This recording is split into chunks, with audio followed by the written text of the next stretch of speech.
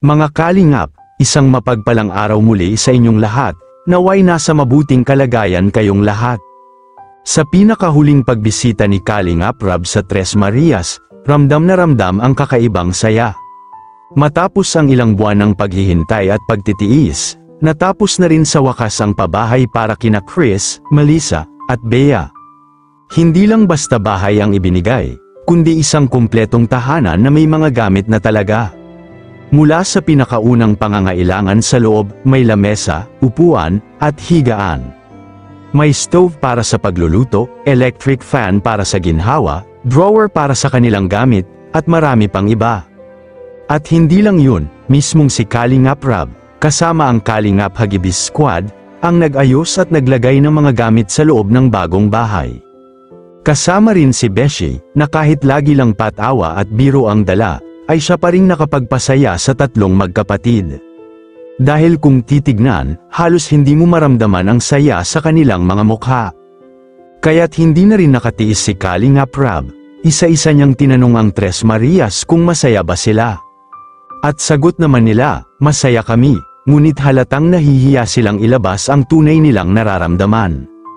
Tahimik, parang pigil ang mga ngiti, lalo namang napansin ni Kalingap Rab ang kakaibang katahimikan ni Melissa.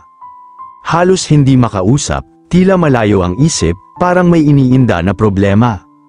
Itong si Bea ay sobrang humanga si Kuya Rab dahil sa kanyang transformation, dati kasi si Bea ang pinakatahimik sa tatlo, pero ngayon si Bea ang napakagaling sa kanila. Ngunit si Chris naman ay walang pagbabago, same pa din noong una. Maging si Beshi ay ilang ulit nang napapansin ang kawalan ng gana ni Melissa, kahit anong alok at biro, walang gaanong reaksyon. At dito, unti-unti nang nararamdaman ni Kuya Rab ang inis.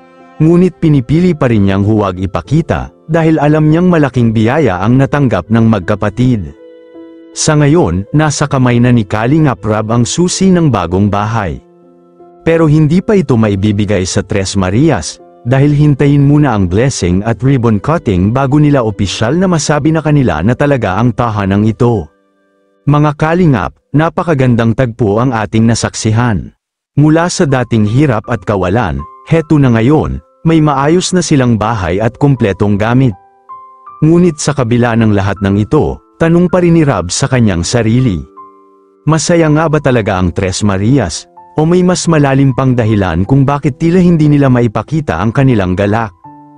At ang ama ng Tres Marias, bakit hindi rin natin madalas nakikita na sumali sa usapan, kahit nasa bahay lang naman siya? Ano sa tingin nyo mga kalingap, normal lang ba ang hiya at pagkailang ng Tres Marias? O dapat na rin ba nilang ipakita ang tunay na kasiyahan bilang pasasalamat? Ang mga bata, pag nakalipat na sila doon, yun ang simula ng kanilang pagbabago. Yun ang simula ng hindi na sila maging mahihain. Pero step by step nakikita ko naman, especially kay Bea, yung improvement. Si Melissa sana more improvement pa sa kanya.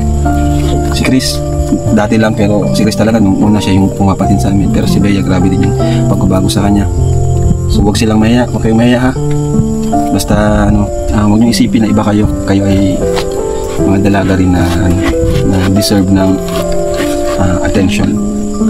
So yun lang, Nay, at maraming salamat po.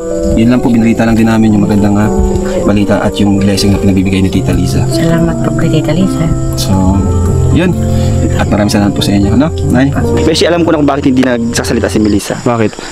Nakaganda sa damit ko, gusto yatang hingiin. Ano ba rin ko to? Gusto mo?